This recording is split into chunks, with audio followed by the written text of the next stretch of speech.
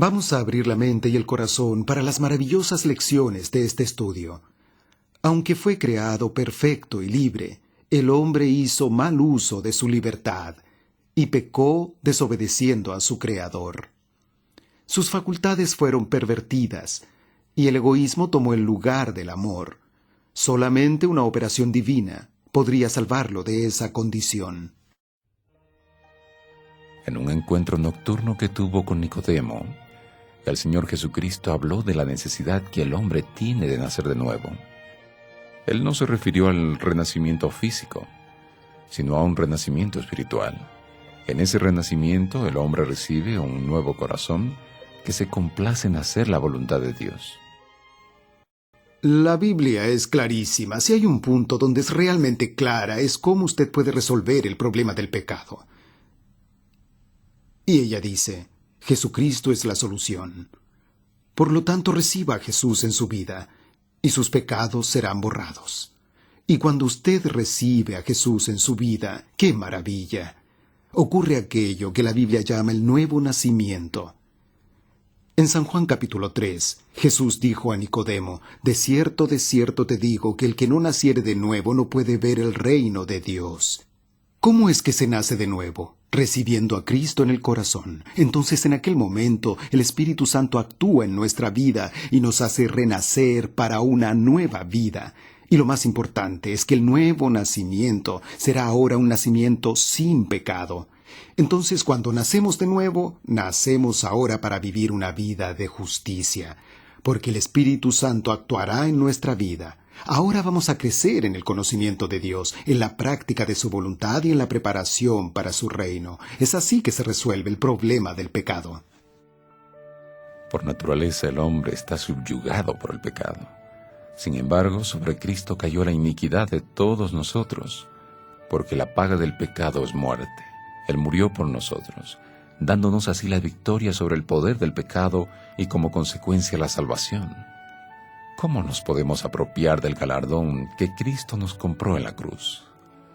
¿Cómo librarnos del pecado? Las Escrituras responden a esas preguntas.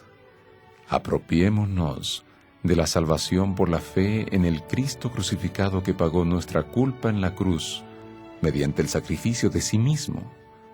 La fe en Jesús como aquel que nos abrió la puerta de la salvación, probando la muerte que nos estaba reservada, llevándonos a los siguientes 3 pasos: arrepentimiento, conversión y obediencia. ¿Cómo dar esos pasos? En cuanto al primero de ellos, el arrepentimiento, la Escritura enseña: así que arrepentíos y convertíos para que sean borrados vuestros pecados. Hechos 3, versículo 19. ¿Se acuerda de haberse arrepentido profundamente de alguna cosa que hizo? Seguro. ¿Cuál es la sensación del arrepentimiento? Es desagradable. Usted se acuerda de cómo fue y piensa cómo podría ser diferente hoy. Si pudiera volver atrás, no haría nuevamente la misma cosa. Arrepentimiento es sentir tristeza de haber hecho algo malo, errado. Abandonar esto y volver a Dios para comenzar una nueva experiencia. Algunas personas solo tienen tristeza por haber hecho algo errado, como por ejemplo en la Biblia el propio Judas. Él traicionó a Jesús, sintió tristeza y hasta desesperación, pero él no volvió a Dios. Pedro también traicionó a Jesús, negó a Jesús, sintió tristeza por haber hecho eso, pero al final él volvió a Dios, confesó su error y comenzó una nueva experiencia con él. Eso es arrepentimiento. El verdadero arrepentimiento nos lleva a sentir tristeza por los pecados que cometemos y nos lleva a abandonar el pecado. A menos que el pecador deje de hacer el mal, su arrepentimiento no es genuino y no es aceptado por Dios. La mujer pecadora que fue traída a la presencia de Jesús, Él le dijo: vete y no peques más. San Juan 8, versículo 11. ¿Usted cree que es posible vivir sin pecar? Lo encuentro difícil en un mundo como hoy, especialmente globalizado como está.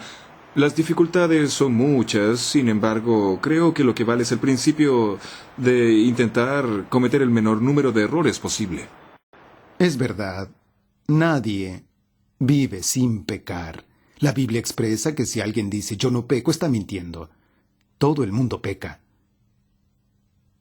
Entonces, ¿cómo es esto? ¿Yo no nací de nuevo? ¿No estoy viviendo una nueva vida, una nueva realidad? ¿Cómo es que sigo pecando? Ah, mi amigo, ahí está la gran diferencia de vivir en el pecado antes de aceptar a Cristo y de cometer sus errores, sus deslices y sus pecados después que aceptó a Jesús. Pablo en la epístola a los Romanos capítulo 7 deja bien claro que el hombre todavía continúa con sus problemas, tiene cosas que vencer, y es allí donde se dice que la vida cristiana es una batalla y es una experiencia que se tiene que renovar cada día y que tiene que crecer y desarrollarse hasta llegar a aquel momento en que entraremos en el cielo y no tendremos más pecado. El verdadero arrepentimiento lleva a la confesión, que no debe ser una mera mención del pecado, sino también una súplica de perdón de Dios. Cumplidas esas condiciones, Dios nos perdona. Está escrito: si confesamos nuestros pecados, Él es fiel y justo para perdonar nuestros pecados y limpiarnos de toda maldad.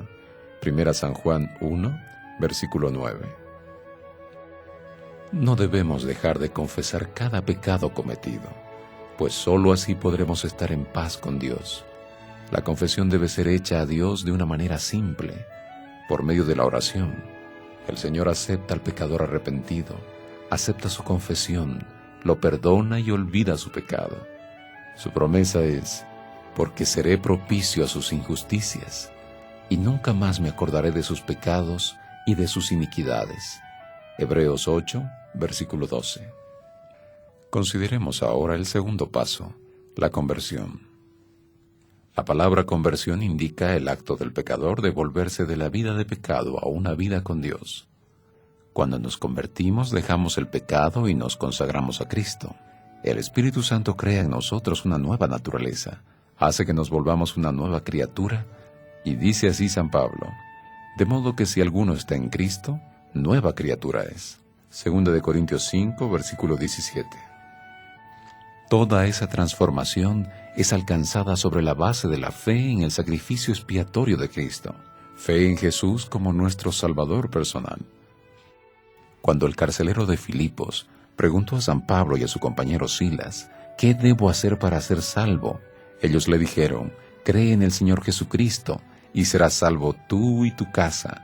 Hechos 16, versículo 31. En la conversión, el hombre se consagra a Dios en gratitud por lo que Jesús hizo por nosotros en la cruz. Tercer paso, una vida de obediencia, vida de santificación. La ley de Dios, la ley de amor, es la norma para una vida de santificación. Llamamos santificación al esfuerzo diario para abstenerse de pecar, con la ayuda del cielo y al diario crecimiento en el Señor. Dios quiere perfección moral de sus hijos y hace provisión para que el pecado pueda ser resistido con éxito. Mientras hay vida, habrá nuevas victorias para ganar y nuevas excelencias para alcanzar. Por la fe en Jesús recibimos poder para vivir una vida santa, semejante a la de Cristo. Las Escrituras dicen: el que dice que permanece en Él, debe andar como Él anduvo. 1 Juan 2, versículo 6. Hay un poder transformador en la contemplación.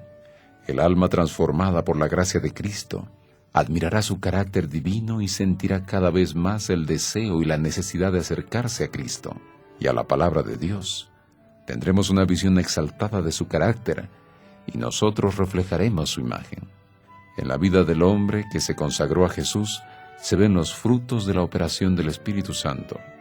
Mas el fruto del Espíritu es amor, gozo, paz, paciencia, benignidad, bondad, fe, mansedumbre, templanza. Gálatas 5, versículos 22 y 23. Cuando aceptamos a Cristo como nuestro Salvador, nuestros pensamientos y deseos son puestos en obediencia a su voluntad. Se da el trasplante divino.